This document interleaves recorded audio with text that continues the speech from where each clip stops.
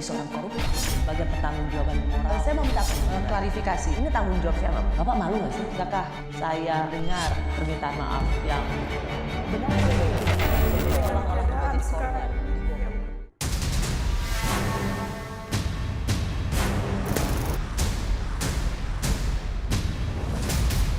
Saya marah. Kalau Pak Bishop saya tanya saya mau apa? Kalau saya suruh menyelamatkan pilot saya sendiri, saya akan minta bom sama TNI. Saya bom semua sendiri, saya marah. Amarah Susi Pujiastuti pecah. Susi murka karena kelompok kriminal bersenjata pimpinan Egyanus Kogoya menembaki sejumlah anggota TNI yang datang untuk mengawal negosiasi damai pembebasan pilot Susi Air, Kapten Philip Mertens. Sebelumnya Kapten Philip membawa 5 penumpang dengan pesawat Susi Air dan mendarat di Bandara Paro, Kabupaten Nduga, Papua Pegunungan pada 7 Februari lalu. Namun naas, pesawat itu dibakar KKB sesaat setelah mendarat, sementara sang kapten dijadikan sandera. 24 April 2023 atau 2 bulan dalam penyanderaan, pihak KKB pun merilis video Kapten Philip yang mengatakan dirinya dalam kondisi sehat. Bulan dari waktu opium ditangkap saya di Paro, saya masih hidup, masih sehat. Saya makan yang baik, minum yang baik. Saya tinggal bersama orang di sini. Kita duduk bersama, jalan bersama, istirahat bersama. Tidak ada masalah dengan saya. Indonesia lepas bom di daerah sini, jadi tidak usah kalau lepas bom itu bahaya untuk saya dan orang di sini. Susi menyebut Kapten Philip merupakan salah satu pilot terbaik Susi Air. Ia pun membantah keras rumor jika sang pilot asal Selandia Baru itu adalah bagian dari KKB Egyanus Kogoya. Dia menikah dengan orang Pangandaran. Dulu ibu istrinya juga bekerja di perusahaan perikanan saya cuma berapa puluh tahun yang lalu. Nah, beredar rumor bahwa apa katanya itu sangat tidak benar, yang mengatakan bahwa mungkin Phil Mertens bersama dengan OPM atau apa. Tidak ada, karena dia adalah seorang bapak rumah tangga. Saya kenal pribadi dengan keluarga istrinya. Hampir 20 tahun sudah maskapai Susi Air menjelajahi bumi cendrawasih.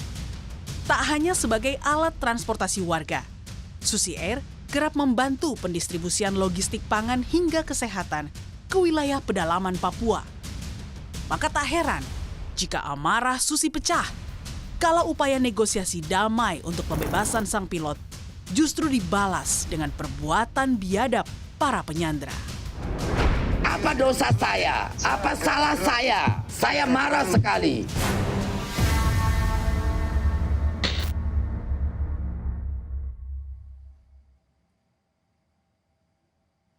Saya sudah bersama pemilik maskapai Susi Air, Ibu Susi Pujiastuti. Ibu Susi, terima kasih langsung dari Pangandaran untuk program Rosi di Kompas TV. Thank you so much. I really appreciate it. You're welcome. Untuk Rosi, ya terbang terpaksa. Grundel-grundel juga, ini lagi enak-enak di rumah. Istirahat, kerjain kebun, apa. Rosi perlu. Oke. Kita pergi, sudah jalan. Thank you so much. Bu Susi, saya ingat waktu itu saya lagi ke Medan, hari pers 9 Februari. Dan kita berdua video call. Saya belum pernah melihat seorang Susi Pujiastuti begitu terpukul, sedih, menangis mendengar pilotnya disandera. Ya, kita terbang di Papua sudah hampir dari tahun 2006. 2005 mulai sedikit-sedikit. 2006 kita mulai betul-betul base Papua dengan 1 pesawat, 2 pesawat. Naik sampai akhirnya 22 pesawat di sana. Papua bukan tempat yang mudah. Selama berapa tahun, kita mulai 2006, 2012 kita punya kecelakaan dengan 2 fatalities. Pilot dan co-pilot kita, pesawat kita juga hancur di Sugapa. Kemudian tahun 2013 satu kecelakaan lagi, satu co-pilot kita. Jadi Papua tempat yang sangat spesial. Kalau indah sekali. Saya banyak bepergian di Indonesia, Papua adalah salah satu tempat yang membuat saya jatuh hati. Yang akhirnya saya berpikir Papua lah yang membutuhkan pesawat-pesawat kita lebih besar dibandingkan daerah-daerah lain. Dan ya saya sebelum tahun 2014 menjadi menteri hidup di Papua 6 bulan di Jawa, keliling ke Sumatera, ke Kalimantan. Tapi paling sering, paling lama di Papua. Jadi mendengar ketika pilot Susi Air dengan begitu banyak kedekatan dengan Papua, tapi disandera. Iya, saya lihat foto dibakar baru awalnya kita lihat pilot kita tidak kembali. Masih tidak terlalu, cuma curious kenapa, wonder dia kemana. Dan kebetulan pilot-pilot kita biasanya kalau yang porter karena mereka ke remote area, mereka biasanya dibekali sat phone, lalu GPS, ada double GPS bukan hanya GPS pesawat saja. Kita berharap ya betul dia lari karena lihat jalan ke sungai kan. Tapi begitu muncul foto dari kita kan suruh satu pesawat lagi untuk melihat di daerah Paro, udah ada asap. Dan kemudian foto agak dekat, pesawat terbakar. Ya, it's like your loving one, your loved things is being ripped of you, being taken away from you. It's not easy. Terus dengar Phil itu sebelum berangkat ke Papua, dia ke rumah nganterin jenang dodol. Kalau keluarga istrinya itu kan deket rumahnya di Desa Purbahayu. Kurang lebih 10 kilo dari rumah. Dia antar sama anaknya dodol jenang Jawa, jenang ketan itu. Saya dengar dari istri Ibu Susi Suka, ya Phil itu salah satu pilot kesayangan. Sebelum dia tahun 2013 resign, saya pikir dia mau saya jadikan chief pilot atau apa. Dan dia kembali tahun 2020. Karena COVID dia berhenti dari airline di New Zealand kembali untuk kerja bersama kita. Sebetulnya 2 minggu sebelum penculikan itu dia sudah mengajukan resignation untuk bekerja kembali di airline. Karena ya dia tahu bekerja di Papua itu resikonya banyak. Satu resiko terutama cuaca, resiko kecelakaan. Dan ya terakhir sering banyak penembakan pesawat. Tidak terpikir penculikan. Karena penculikan kan untuk kita baru dengar ya pertama kali ini gitu. Jadi ketika akhirnya kabar soal penculikan ini terjadi pada Susi Air. Ini mimpi buruk semacam malapetaka yang Ibu Susi nggak pernah pikirkan sebelumnya? It's a shock, it's surprise, kaget, dan cannot believe it. Dan slowly saya juga merasakan pain ya. Berpikir bahwa kita selama ini tuh ya bekerja kurang apa. Kita dulu bekerja banyakkan charter awal. Mulai tahun 2013 Merpati sudah tidak mulai beroperasi, kita dapat limpahan pekerjaan perintis. Kita mulai terbangin. Dan Paro itu salah satu rute perintis yang memang sudah dikontrak oleh pemerintah. Kita terbang ada satu rute 3 kali seminggu, 2 kali seminggu.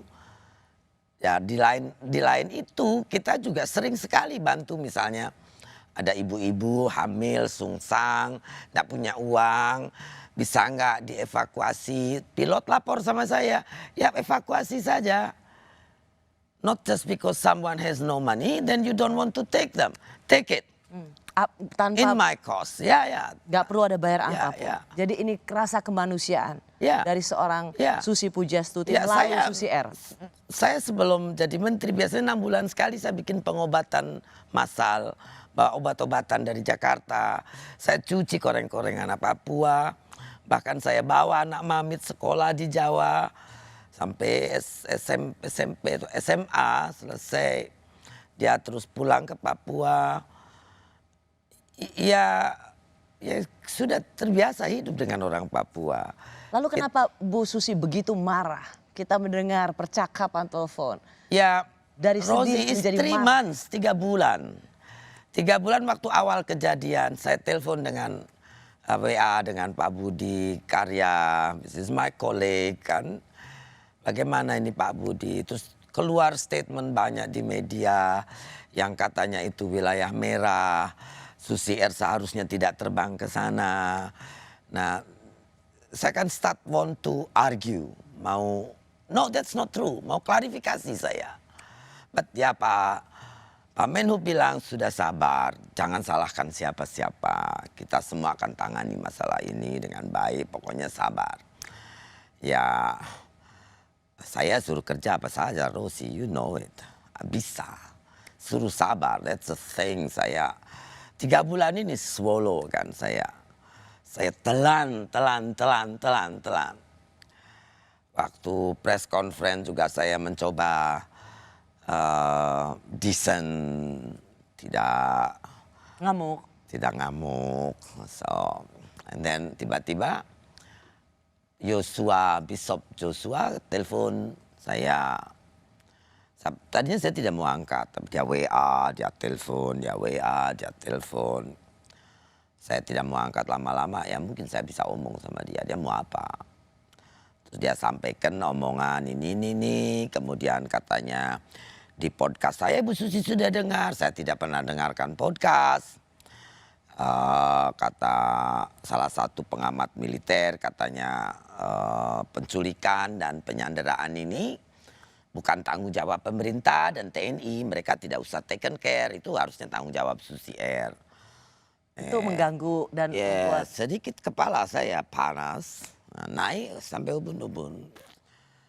Saya ya luapkan sama Pak Bishop segala apa, salah saya apa, kenapa dia seperti ini.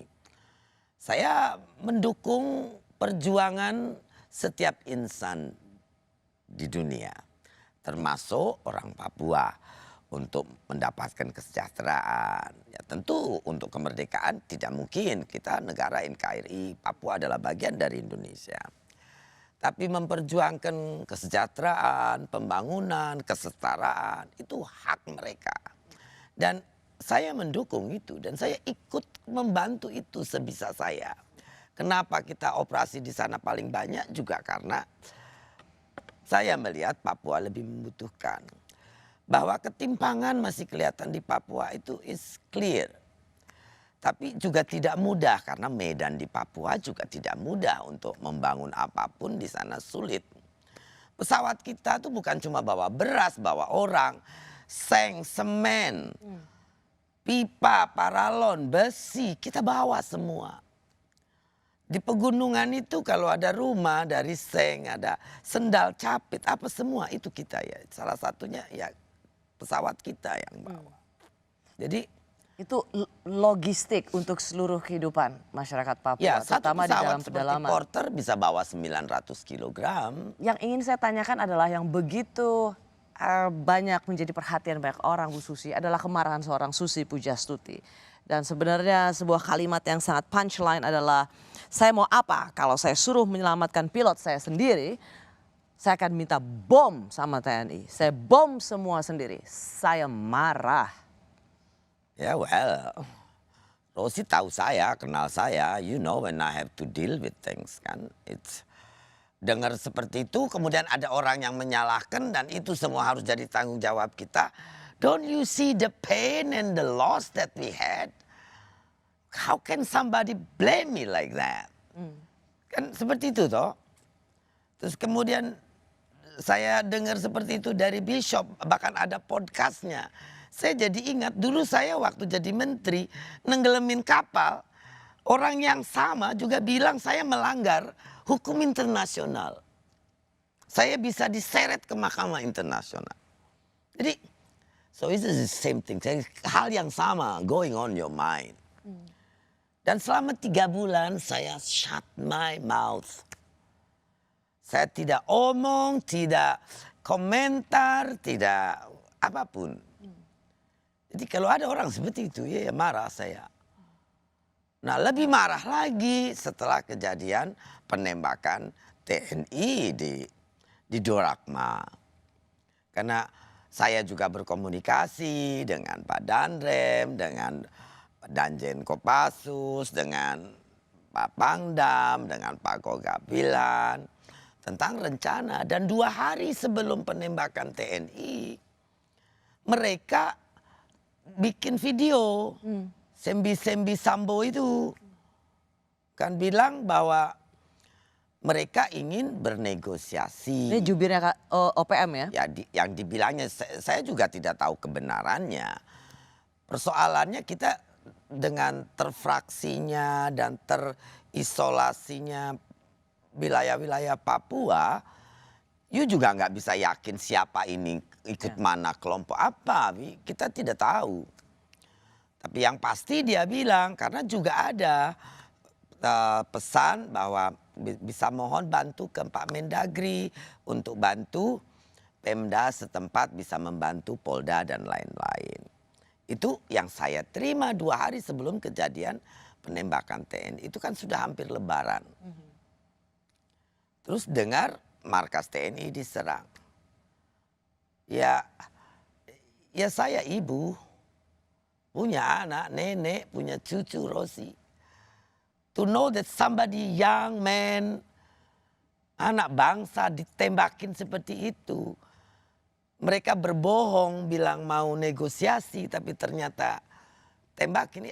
What? Ada yang telepon ya, bam, saya keluarkan semua. Itu adalah cara-cara yang paling Bu Susi rasa cara yang terkejam, bahwa mau negosiasi baik-baik 2 hari sebelumnya mengatakan itu, mengirimkan pesan itu, tapi kemudian menyerang. Itu hal yang paling tidak bisa diterima oleh Susi Pujastuti. Karena itu khianat namanya. How can you say you want to negotiate and then the next day you shooting? That's gila. Tidak bisa diterima. Dan itu pengkhianatan yang luar biasa. Kalau apapun, kalau kita sudah bilang we go nego, pada saat kita punya konflik, lalu 2 hari kemudian tidak ada angin, tidak ada hujan, ini on process, and then you shoot the people in the base. Saya pikir sudah tidak manusiawi, ya, saya bilang biadab. Nah, kenapa saya besoknya terima telepon Pak Pendeta ini? Karena saya dapat banyak videonya Pak Joshua menarasikan teleponnya dengan saya. Yang saya pikir sedikit agak lebay, agak bertele-tele.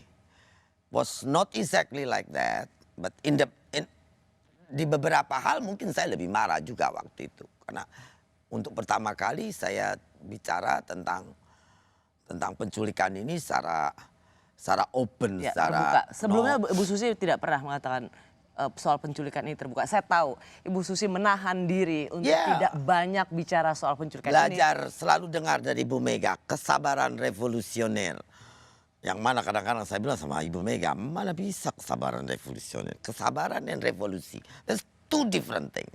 Saya selalu tidak setuju. Tapi toh itu Bu Susi sesuai lakukan. dengan arahan Pak Menhub, dengan arahan semua ini kita persoalannya pelik. Oke, saya diam. Ada batas kesabaran seorang Puji Susiastuti, dan kemarahan itu dia ekspresikan dalam hari-hari kemarin yang kita saksikan. apa yang membuat kemarahannya harus ia munculkan? Ya mereka juga, saya pernah ketemu dengan Daniel Kogoya dengan Pangdam Cendrawasih waktu itu Pak Zebua. Beliau orangnya baik. Kenapa Egyanus Kogoya menjadi orang biadab? Kasih bakar pesawat orang yang selama ini bawa makanan, bawa obat-obatan, bawa semua yang dibutuhkan dan membawa orang Papua kemana saja diperlukan. Apa dosa saya? Apa salah saya? Saya marah sekali. Setelah tahu mereka bunuh juga pasukan TNI yang juga tidak mau ngapa-ngapain. Pasukan TNI itu dipersiapkan untuk mengevakuasi kalau jadi diserahkan. Mereka anak-anak muda, bukan pasukan-pasukan tempur, tapi mereka ditembakin begitu saja ya. Ya saya marah, ikut marah. Anak istri yang ditembakin ini bagaimana? Terpikirkankah oleh Egyanus Kogoya dan kawan-kawan? Hah? Saya bersama pemilik maskapai Susi Air, Ibu Susi Pujastuti. Ibu Susi, Ibu kemudian seperti berhadap-hadapan dengan KKB, kelompok kekerasan bersenjata. Ibu kemudian dianggap sebagai bagian yang ikut berseteru, ikut bersama pemerintah Indonesia menghantam KKB. Sepadankah itu? Ya, kemarin saya dengar Sembi Sambo bicara saya ini adalah bagian dari kolonial, saya bagian dari penjajah karena saya adalah pemerintah, saya pernah jadi menteri kan, kemudian pilot saya juga karena security clearance-nya dapat tanda tangan dari TNI, dia juga dianggap bagian dari TNI. Sementara tempo hari di medsos diributkan dia bagian dari KKB. It's like apa ya? Terus kita nih mau apa? Mau diapain? Untuk saya Rosi, saya ini orang yang paling peduli dengan kemanusiaan. Kalau bisa janganlah ada darah tumpah untuk apapun. Selama kita bisa membangun bersama, ngapain seperti ini? Berapa korban dari pasukan kita, berapa korban dari orang-orang tidak berdosa.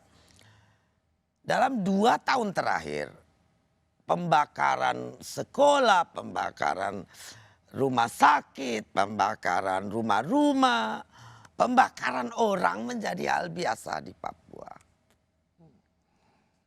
Kenapa? Saya pikir sudah situasi ini tidak bisa dipertahankan seperti ini. Kenapa saya tanyakan ini Ibu Susi? Karena sebagai seorang pengusaha, biasanya pengusaha tuh cari aman.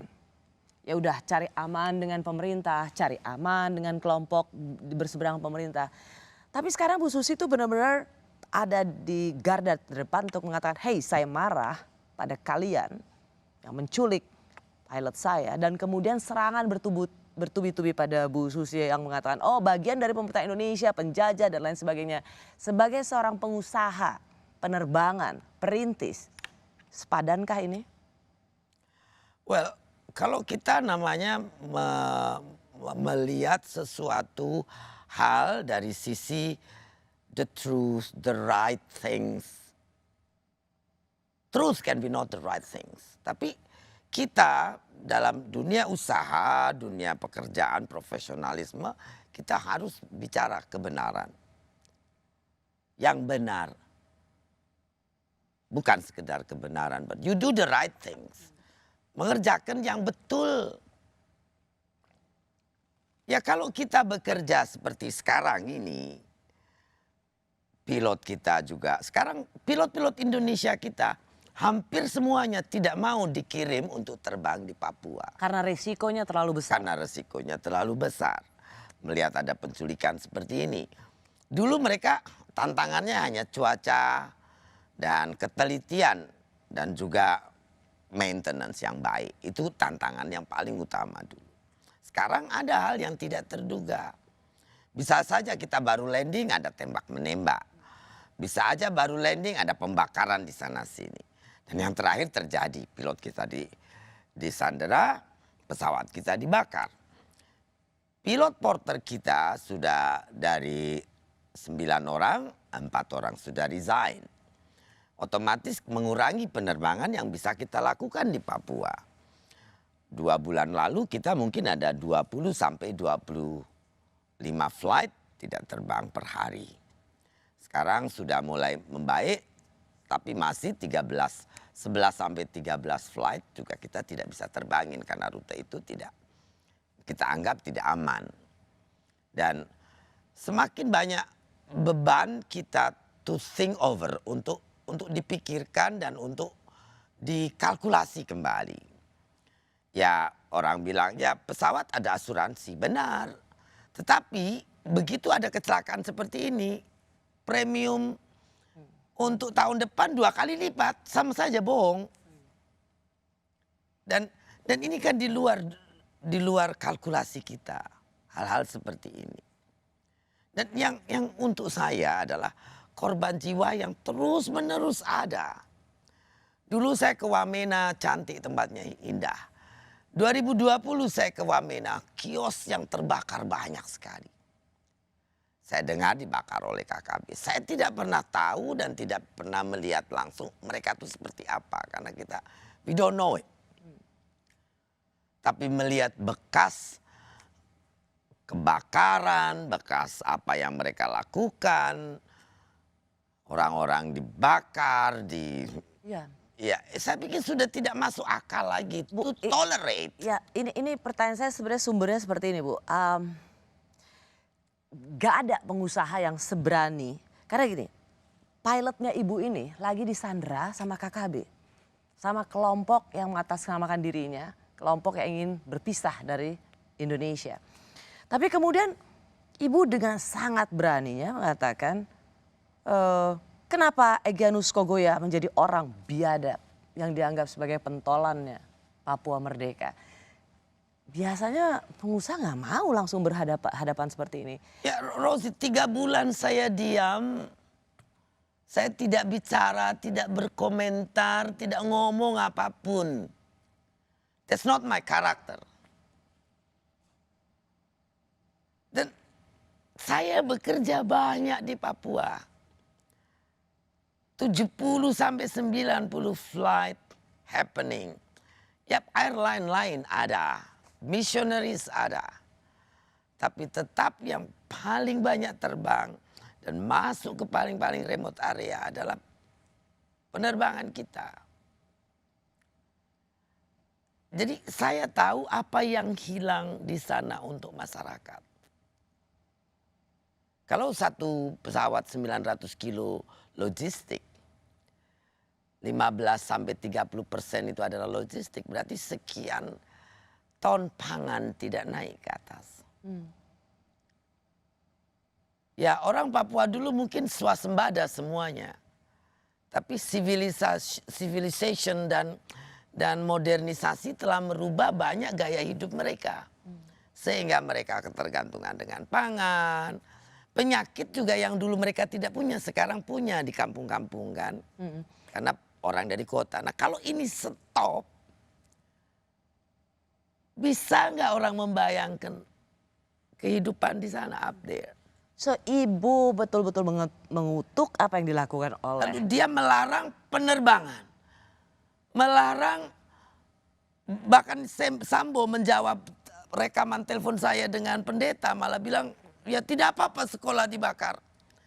Tidak apa-apa rumah sakit dibakar. Oh ini si juru bicara OPM ya, itu kan? Membalas rekaman saya. Yang tadinya maksud saya rekam supaya kalau nanti ada narasi tentang percakapan telepon kami, itu tidak seperti yang Pak Joshua bilang kan sedikit agak, untuk saya pikir agak lebay, terlalu over, more than, not exactly gitu loh. Saya tidak mau itu ada narasi berbeda, saya taping, so I make sure apa yang nanti dibicarain sama. Kemarahan ibu dapat dipandang konteksnya seperti apa.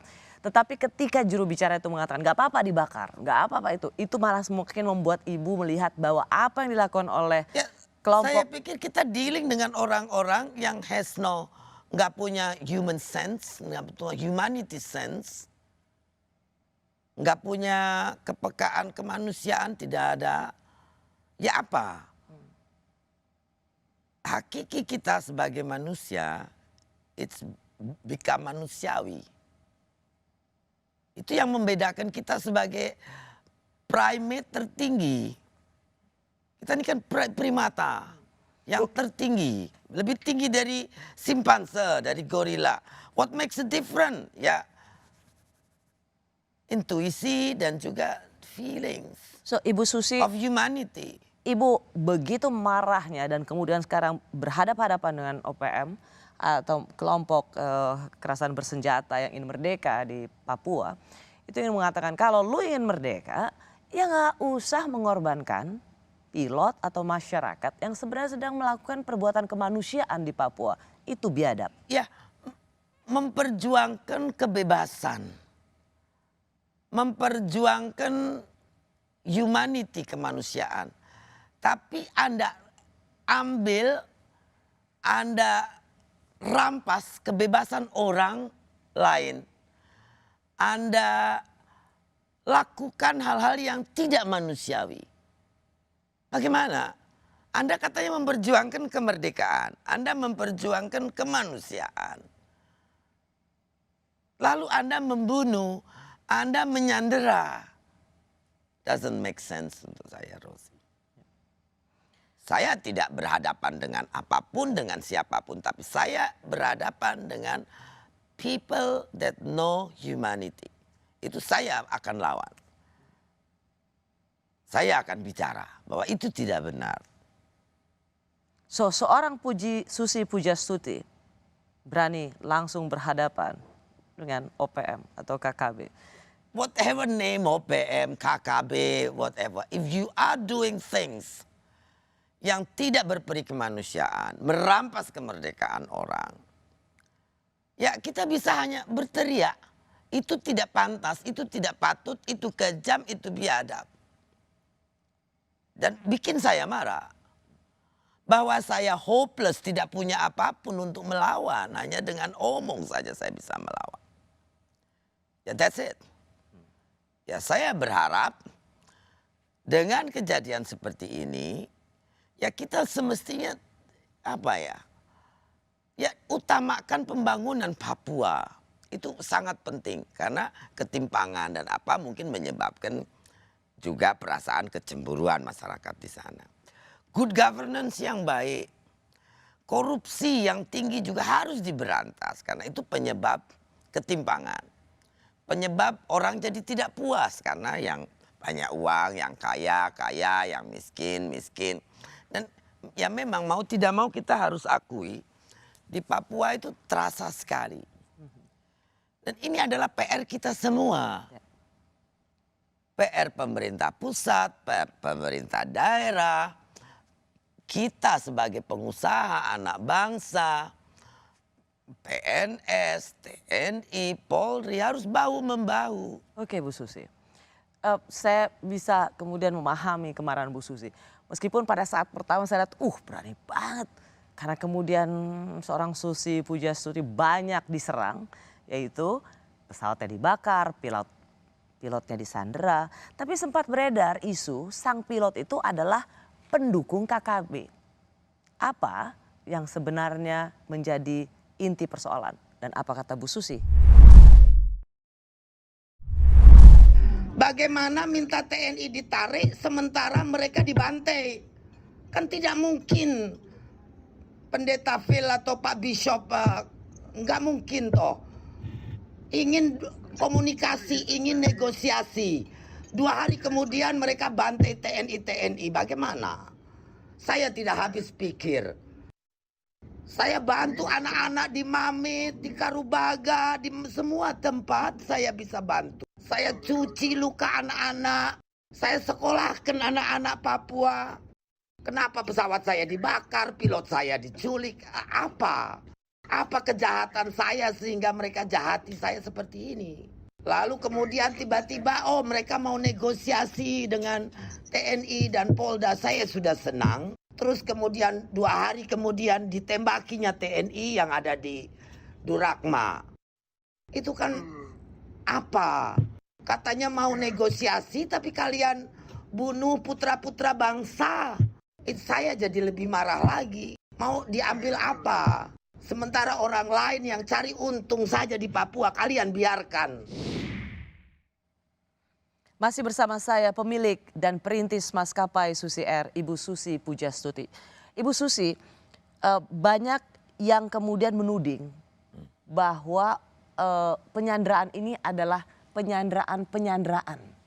Karena dilihat dari fotonya, kalau kita lihat banyak yang kemudian punya impresi mengatakan, jangan-jangan ini bukan genuinely disandera, tapi sandera-sanderaan. Ya, awal saya pikir itu orang ya ngomong seenaknya saja, tapi getting lately makin banyak. Nah, ternyata tapi dicek akun-akun itu kan banyak yang tidak valid juga di medsos kan, akun-akun Boots, akun-akun Baza. So ya saya pikir sudah tidak apa-apa, tapi kalau dituduhnya dengan gesternya Phil apa, ya namanya orang disandera. Dia disuruh telanjang nari-nari juga pasti dikerjain. Ya, namanya orang lagi di dalam sandera, apapun harus dilakukan. Dia sendirian di sana, they will do anything kan. Kepada dia kalau dia tidak nuruti itu. Tapi ya ujungnya kan terkatakan juga setelah saya bicara dengan pendeta Phil Erari, kan ada balasan dari Sembi Sambo. Dia menuduh pilot juga bagian dari tentara kita. Nah itu yang saya bilang. Jadi ya. Di sini dibilang pilotnya bagian dari KKB, KKB bilang pilotnya adalah bagian dari TNI. Ibu di tengah-tengah, tergencet.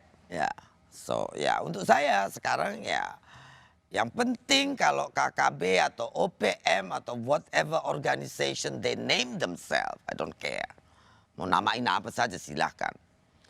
Mereka harus bebaskan dan kembalikan Phil sehat tanpa syarat. Itu adalah jalan negosiasi yang benar. Kembali ke pemerintah membangun Papua sama-sama, itu saya pikir akan lebih terpuji untuk mereka. Bu Susi.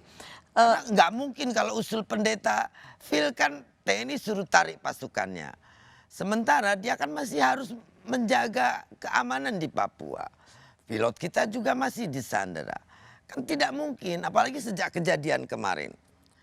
Markas TNI ditembaki. Apa mereka suruh tarik pasukan? Kan tidak mungkin. Jadi ya kalau kita mau negosiasi, ya negosiasi.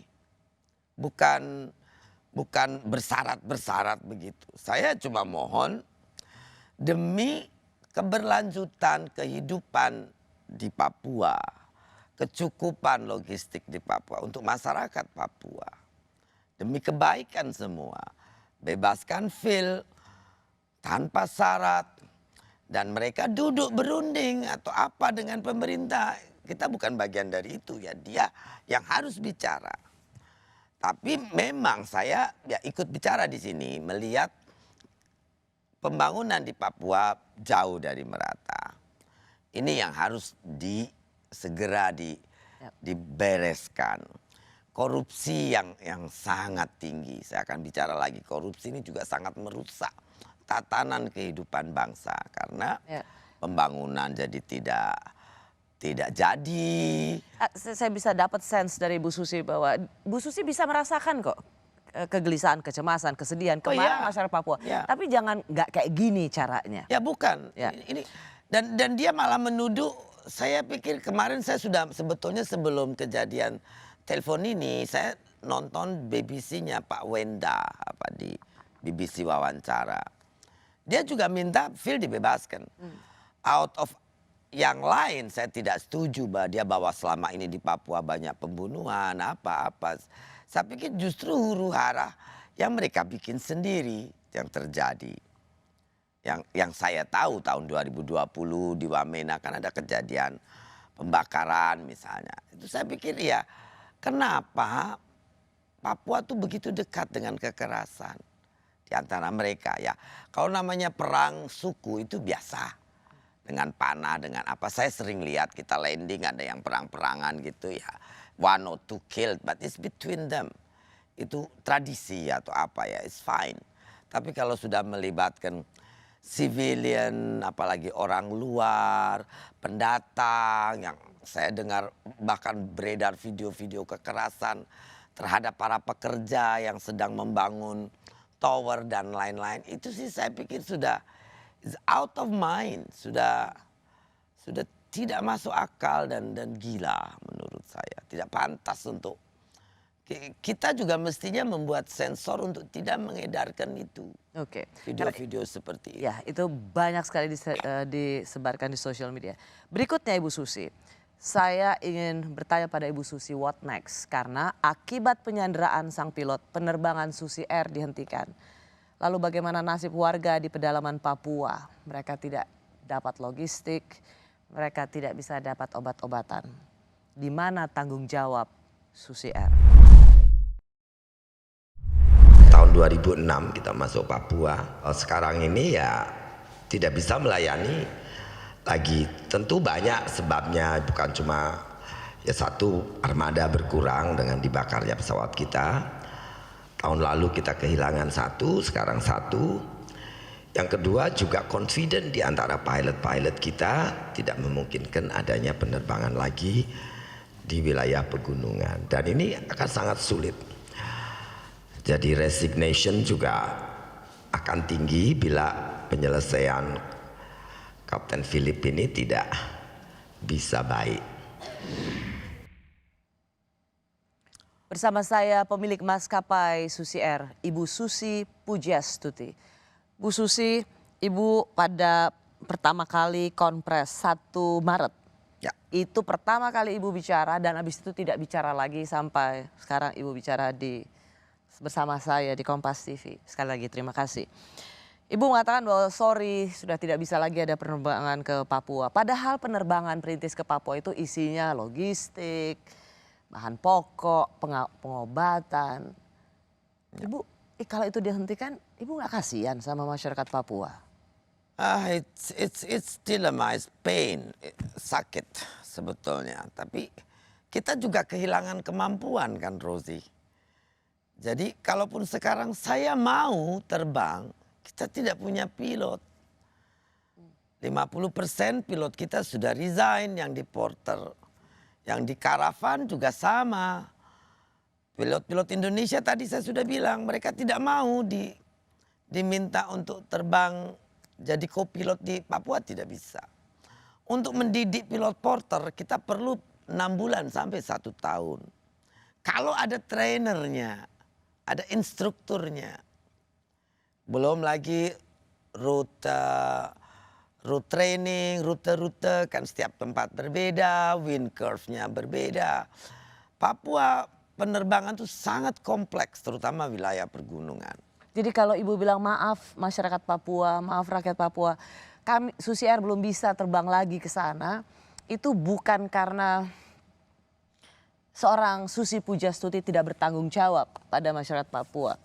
Ya, Kasihan mereka, Ibu. Mereka ya saya ingin bertanggung jawab, but we don't have capacity. Kita tidak bisa saya memberikan confidence kepada pilot-pilot kembali untuk terbang. Dan yang saya pikirkan juga ya kadang-kadang tidak bisa tidur selain memikirkan field di sana bagaimana, cuaca di sana juga sangat dingin. Kalau kita orang Jakarta pakai AC paling 17-18. Di Paro atas sana daerah pegunungan sekitar Paro, Durakma itu kalau malam bisa menggigit sampai 5 derajat, 6 derajat. Can be icing juga kan. Jadi ya terpikirkan kalau mereka makanan tidak cukup, apa tidak, ya banyak di kepala. Makanya ya kalau berpikir lagi betapa kehilangan armada, sekarang Porter tidak diproduksi lagi oleh pabriknya. Saya ingin memperlihatkan foto Ibu Susi, bagaimana Ibu sebenarnya dekat sekali dengan Papua, mengobati anak-anak Papua. Tidakkah memori ini bisa? It's a painful, Rosie, but that's why I'm so angry, so marah. I mean, look at that. I love to do that. Tidakkah ini kecintaan seorang Susi Pujastuti pada Papua? Yeah, true. I love to do it. And now it's getting difficult.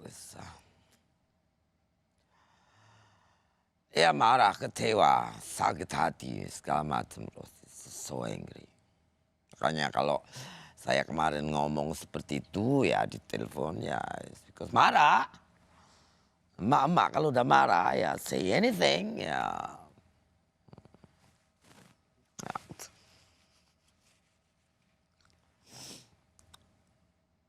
They're lovely kids. Anak-anak tuh kayak kemarin dapat video pilot kita dikasih ayam sama orang sana juga.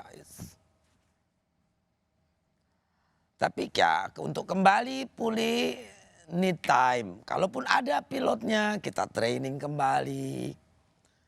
Nah, mungkin 6 bulan sampai 1 tahun. Pesawatnya juga sudah berkurang. Dan ya saya tidak tahu yang menggantikan porter tuh karavan tidak bisa. Kalau yang tempat itu cuma bisa masuk porter, karavan tidak bisa masuk. Hanya helikopter.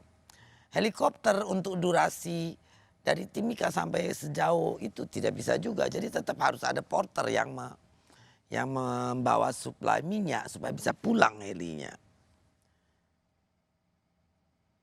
Saya pikir sangat tidak baik untuk masyarakat di pegunungan saat ini.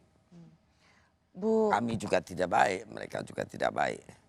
Jadi apa yang diuntungkan, yang dicari itu dari perjuangan ini apa? Kekerasan, death of people yang innocent, not enough food, hunger, apa yang dicari? It's so bad. saya bisa sangat merasakan sesungguhnya kecintaan seorang Susi Pujastuti Kalau pada kita tidak Papua pernah itu tahu. besar sekali. Dan patah hati sebenarnya harus mengatakan sorry masyarakat Papua, kami tidak bisa lagi beroperasi ke Papua. Gitu. Itu sebuah cerita yang sangat menyedihkan dan mematahkan hati. Tapi kemudian itu berubah jadi kemarahan. Saya melihat seorang Susi Pujastuti kembali dengan mengatakan, oh kalau saya ditanya apa yang harus saya lakukan, saya bom sendiri. Ya karena persoalan ini semakin lama semakin mengorbankan banyak orang, Rosi. Kita tidak tahu orang di atas sana berapa banyak. Pedagang, kemarin saya dengar ada ibu-ibu masak tidak ada makanan lagi, bahan makanan. Padahal dia suka kasih-kasih sama anak-anak. Karena pesawat tidak datang. Kemarin sudah ada video-video yang menunggu kedatangan pesawat. Ya karena that's the only way. Tidak ada jalan. Kalau jalan pun mungkin berhari-hari. So apa yang Bu bisa katakan pada masyarakat Papua? Ya saya bersedih, saya meminta maaf bahwa ketidakmampuan kita untuk kembali terbang seperti biasa, memenuhi kebutuhan masyarakat.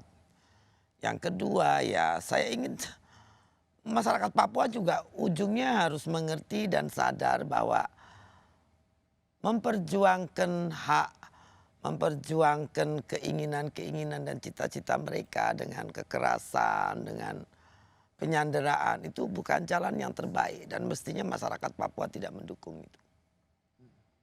Tidak boleh mendukung itu. Dengarkan sekolah dibakar tidak apa-apa, nanti bangun lagi. Saya pikir statement itu dari seorang jubir organisasi yang memperjuangkan kesetaraan, kemerdekaan itu tidak masuk akal saya.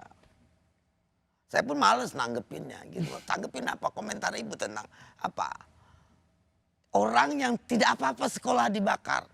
Tidak ada apa-apa masjid dibakar, gereja dibakar, apa saja dibakar tidak apa-apa. Itu yang Bu Susi bilang biadab. Then what? Apa saja kau bakar, tidak apa-apa. Nanti bangun lagi. Kau pikir waras nggak coba? Tidak masuk akal, gila. Saya pikir dulu saya dibilang orang gila, banyak yang lebih gila. Ini gilanya beda Bu Susi. So terakhir Bu Susi, Saya benar-benar begitu mendengar percakapan telepon bahwa kalau saya ditanya apa yang saya akan lakukan, saya akan bom sendiri. Emak-emak lain juga akan berbuat yang sama. 3 bulan lo disuruh diplester nih mulut. Karena situasi dan kondisi. Karena ya timur ini harus begini, harus begini. Tutup mulut 3 bulan. Nggak ada deh ya tuh ya. Enough is enough. Ada yang telepon ya, saya bilang kamu tanya saya apa. Udah gitu disalahin lagi, itu harus tanggung jawab kita. Jadi ini kemarahan apa? Kemarahan mama gitu? Ya kemarahan mama lah. Ya Susi selalu begitu. Saya pikir mama lain juga di posisi saya. You di posisi saya seperti apa? Saya di posisi Bu Susi, tapi mungkin saya nggak seberani itu. Apalagi dengan tongkatnya. Iya. Kalau tongkat ini bisa meledak, saya ledakin itu. Bu Susi, thank you so much. Welcome. Really appreciate it. Selamat terbang kembali ke Pangandaran. Ya, I'll see you besok soon in pagi Pangandaran. terbang. Terima kasih secara khusus datang dari Pangandaran, Jakarta dan kembali ke Jakarta. Saya terus Ibu Susi and love you. Love you too. And hopefully I have all my strength. Terima kasih sudah menyaksikan Rosi. Saya Rosiana Silalahi. Tetaplah di Kompas TV, independen, terpercaya.